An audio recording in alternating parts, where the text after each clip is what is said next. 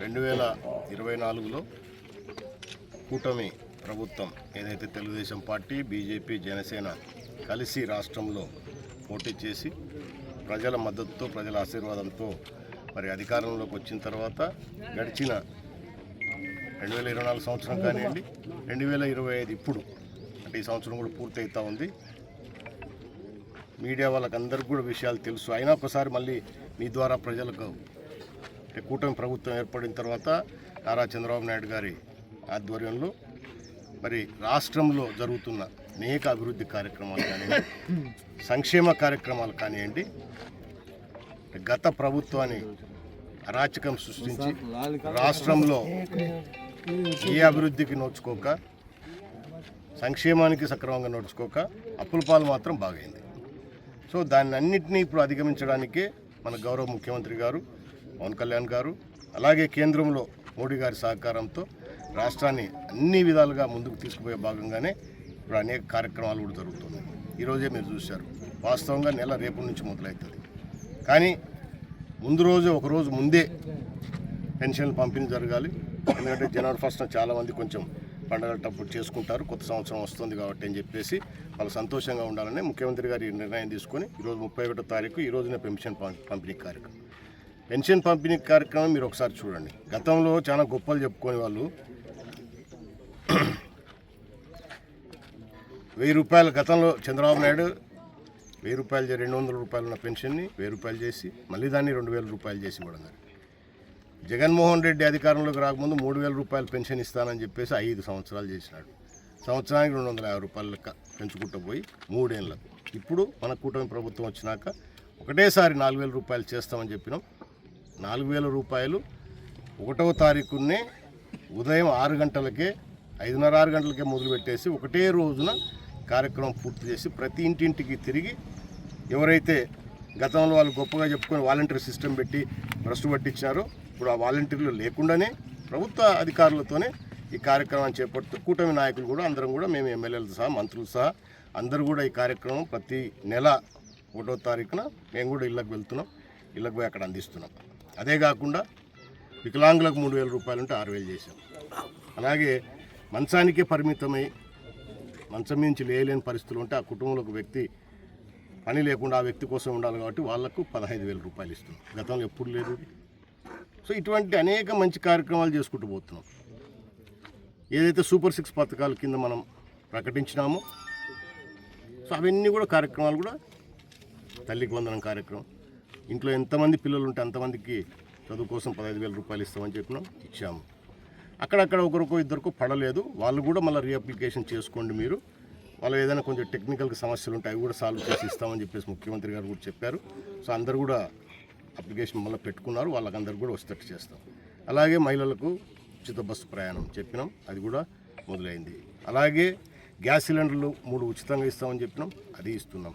అలాగే ముఖ్యంగా రైతులకు 20000 రూపాయలు ఇస్తామని చెప్పినాం, ఇప్పటికే 2 విడతల డబ్బు ఇవ్వడం కూడా జరిగింది. అభివృద్ధి వైపు వస్తే మన నియోజకవర్గం పోయినసారి కూడా మీకు చెప్పాను, దాదాపు ఇప్పటికే మన నియోజకవర్గంలో నాకు తెలిసి 250 కోట్ల రూపాయలు పైబడే మనం తెచ్చుకోగలిగినాం ఈ సంవత్సరం 8 నెలల కాలంలో. సో మళ్ళీ ఇప్పుడు అడిషనల్గా కూడా కొంత డబ్బు మళ్ళీ శాంక్షన్ తెచ్చుకున్నాం. ఏదైతే గ్రామీణ ప్రాంతాల కనెక్టివిటీ రోడ్స్ ఉన్నాయో కొంచెం డ్యామేజ్ అయినటివి పవన్ కళ్యాణ్ గారి నాయకత్వంలో పంచాయతీరాజ్ మినిస్టర్ గారు కాబట్టి ఆయన 7 పనులకు దగ్గర 11 కోట్ల రూపాయలు డబ్బు తెచ్చుకున్నాం. దాంట్లో ఈ రోడ్డు కూడా ఉంది. అంటే ఇప్పుడు మహానంది మండలం ఉంటూ, అంటే ఇది వెలుగోడు మండలం టు మహానంది మండలం వరకు కనెక్షన్ ఉంటుంది ఈ రోడ్డు. సో అంతా తెచ్చుకోలేకపోయాం, కానీ కొంత పార్ట్ మేజర్గా అంటే అటు సైడ్ నుంచి మహానంది మండలం నుంచి బండాత్మూరు మండలం వరకు ఏదైతే వస్తుందో జమాలయ దర్గా నుంచి కృష్ణనంది దాటే వరకు కూడా జీసిపాలెం గ్రామం వరకు ఇప్పుడు తెచ్చుకున్నాం. అక్కడ కూడా ఒక బ్రిడ్జ్ అవసరం ఉంది, అది కూడా గతంలో శాంక్షన్ చేస్తే అది కూడా పోయిన గవర్నమెంట్లో క్యాన్సిల్ చేశారు. ఇప్పుడు అది కూడా ప్రపోజల్ పెట్టినాం. నెక్స్ట్ ఎందుకంటే ఈ రోడ్డు కనెక్టివిటీ మనకు చాలా అవసరం. ఎందుకంటే మన నియోజకవర్గం దాదాపు 3 మండలాలు కవర్ అవుతాయి, వెలుగోడు మండలం, బండాత్మూరు మండలం, అలాగే మహానంది మండలం. ఇది రైతులకు కూడా చాలా ఉపయోగపడుతుంది, అక్కడ ఉన్న వాళ్ళకి కనెక్షన్ కూడా చాలా ఉపయోగపడుతుందని నెక్స్ట్ కూడా ఫేస్లో కూడా పెట్టాము. మనం వచ్చేటప్పుడు కూడా చూసాం రోడ్డు బాగా డ్యామేజ్ అయింది. ఇది కూడా అక్కడ ఇంకా బాగా డ్యామేజ్ అయినందుకు ముందు ఆ పోర్షన్ తీసుకున్నాం, నెక్స్ట్ ఇది కూడా చేస్తాం.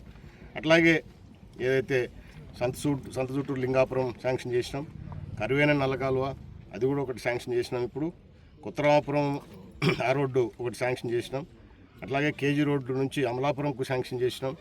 అలాగే అది ఇందాక చెప్పినట్టు తిమ్మాపురం రోడ్డు, అదే కృష్ణనంది వరకు, అది కూడా దర్గా నుంచి ఆ రోడ్డు కూడా ఒకటి శాంక్షన్ అయింది. దాంతోపాటు వేల్పునూరు టు పెంచలపల్లి రోడ్డు కూడా, ఇవన్నీ కూడా ఇప్పుడు తీసుకున్నాం. అంటే కనెక్టివిటీ పెరగాల, రైతులు పండించిన పంటలు వాళ్ళకు ఎక్కడికి పోవాలన్నా కూడా గతంలో రోడ్లు సక్రమంగా లేక చాలా ఇబ్బంది పడేవాళ్ళు. ఇప్పుడు అవన్నీ కూడా రెక్టిఫై చేస్తాను. దాంతోపాటు నియోజకవర్గంలో గతంలో కూడా చాలా కార్యక్రమాలు తీసుకున్నాం, అవన్నీ కూడా మీరు చూస్తూ ఉన్నారు. తెలుగం కానివ్వండి, సిద్ధాపురం కానివ్వండి, ఇప్పుడు మళ్ళీ కొత్తగా ప్రపోజల్స్ మళ్ళీ మినిస్టర్ గారి దగ్గర కలిసి నేను ఇవన్నీ కూడా మినిస్టర్ గారితో కూడా ఎండార్స్ కూడా చేయించుకున్నాం. ముఖ్యమంత్రి గారికి కూడా ఇచ్చాం దీన్ని.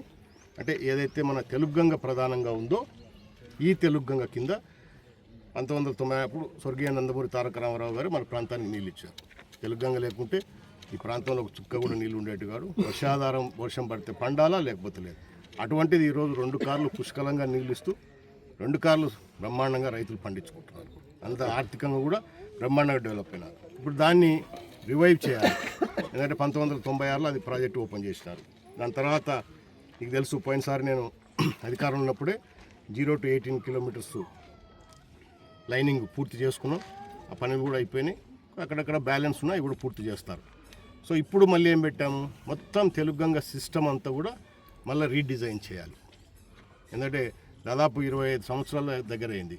25 సంవత్సరాల్లో చాలా మటుకు డిస్ట్రిబ్యూటరీ సిస్టమ్ అంతా కూడా దెబ్బతినే కొంచెం రైతులకు నీళ్లు రావాల్సిన చోట సక్రమంగా చివరున్న వాళ్ళకు కొంచెం ఇబ్బంది పడే పరిస్థితి ఉన్నారు. కాబట్టి మొత్తం రీడిజైన్ చేయడానికి కంప్లీట్గా మళ్ళీ రీస్ట్రక్చర్ చేసేసి చేయాలనే ఉద్దేశంతో ఈసారి తెలుగంగ ప్రాజెక్టు కింద తీసుకున్నాం. తెలుగంగ టోటల్ మన నియోజకవర్గంలో ఎన్ని ఏదైతే స్లూయిస్లు ఉన్నాయో తెలుగంగ కింద అన్నీ కూడా మళ్ళీ రిపేర్ చేసేసి డిస్ట్రిబ్యూటర్ సిస్టమ్ అంతా కూడా డెవలప్ చేసేసి లైనింగ్ కార్యక్రమం కూడా తీసుకుంటున్నాం. ఆ కార్యక్రమం నెక్స్ట్ చేయబోతున్నాం. దానికి సంబంధించిన ఈ కాగితాలే మినిస్టర్ గారు కూడా త్రూ అయినాయి. ఇప్పుడు ఇవన్నీ కూడా ప్రభుత్వానికి సెక్రటరీకి వచ్చినాయి. ఇక్కడ నుంచి మళ్ళీ ఫైనాన్స్ పోయి ఫైనాన్స్ నుంచి మళ్ళీ ఓకే చేయించుకొని ముఖ్యమంత్రి గారి దృష్టికి కూడా పోతుంది. అవన్నీ కూడా ఓకే చేయించుకుంటుంది.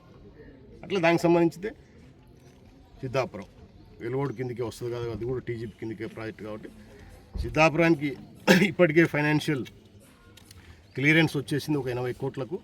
అంటే పోయిన సంవత్సరం మనం పెట్టిన దానికి 80 కోట్ల రూపాయల ఫైనాన్షియల్ క్లియరెన్స్ వచ్చేసింది. తొందరలోనే దానిని టెండర్ దశకు తీసుకొచ్చేసి టెండర్స్ కూడా పిలిపించేసి ఏదైతే మనం గతంలో చెప్పామో, పోయినసారి కూడా చెప్పాను నేను, సిద్ధాపురం మీద నీళ్ళు వదిలినప్పుడు దీనికి ఇంకా వర్క్ ఇప్పుడు 10,000 ఎకరాలే, దాదాపు 24,000 ఎకరాలు నీళ్లు వారాల్సినది ఇప్పుడు 10,000, 11,000 ఎకరాల వరకే పారుతూ ఉంది.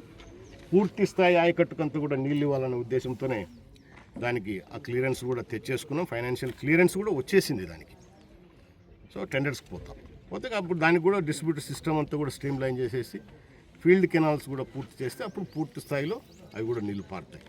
దాంతోపాటు ఏదైతే అడిషనల్గా ఆయకట్టు 5,000 ఎకరాలకు మనం ఇస్తామని చెప్పామో 5 గ్రామాలకు, అది కూడా దీంట్లోనే ఇంక్లూడ్ అయింది. ఇప్పుడు శాంక్షన్ అయింది. దాంట్లోనే ఫైనాన్షియల్ క్లియరెన్స్ అయిందంటే అయిపోయింది, మన టెండర్స్ పోవడమే.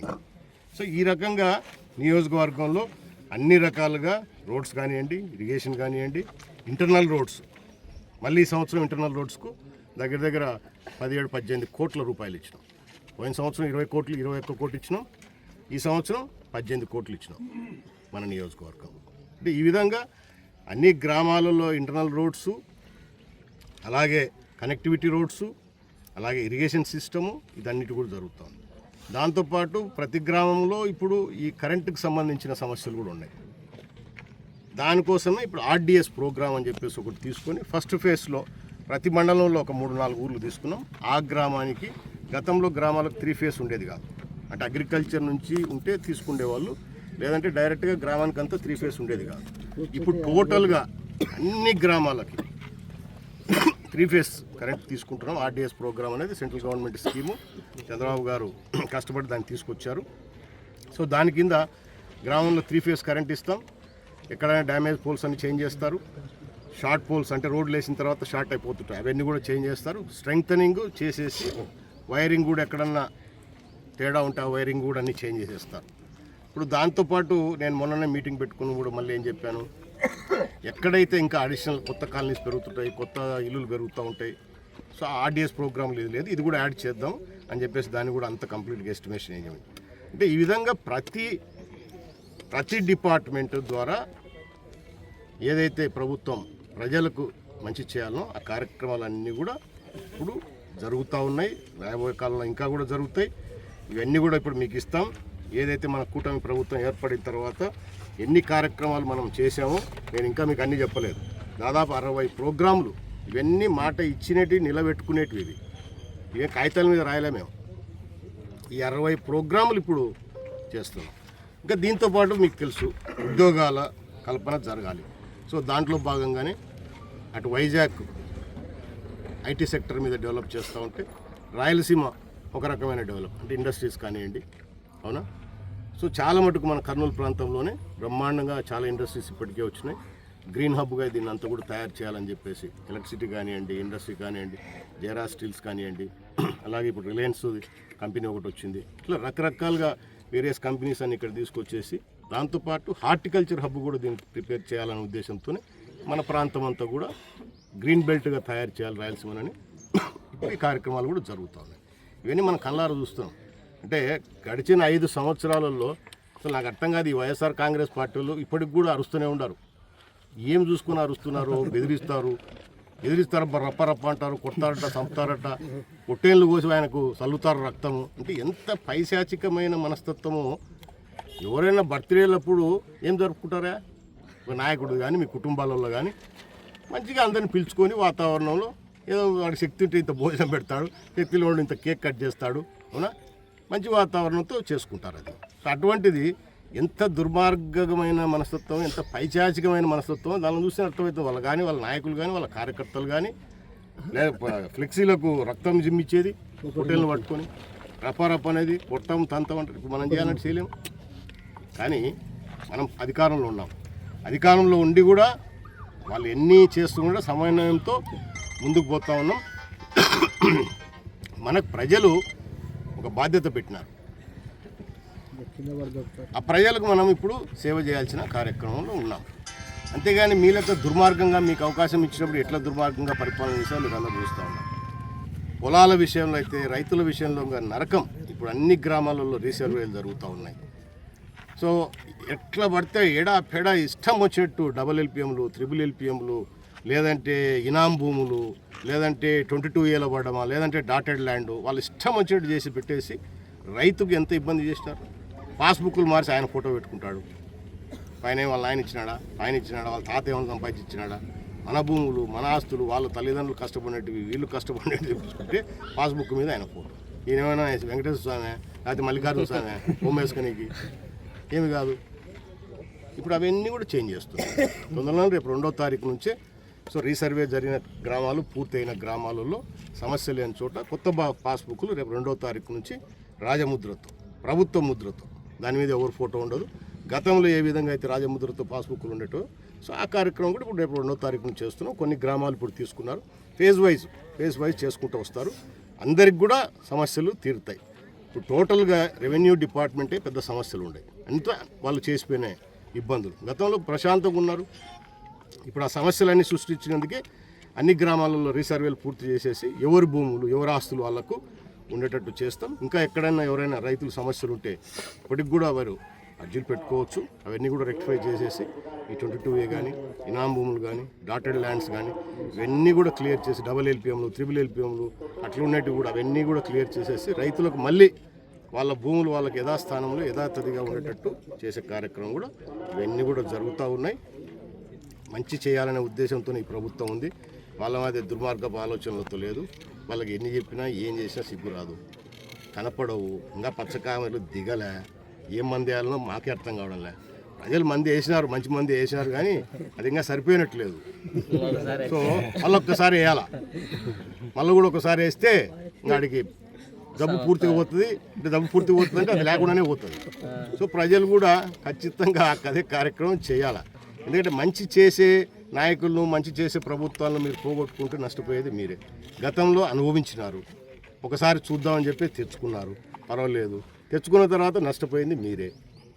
నేను ప్రజలకు కూడా మీ ద్వారా విజ్ఞప్తి చేసేది ఇదే. దయచేసి మళ్ళీ వాళ్ళ మాయలలో పడకండి.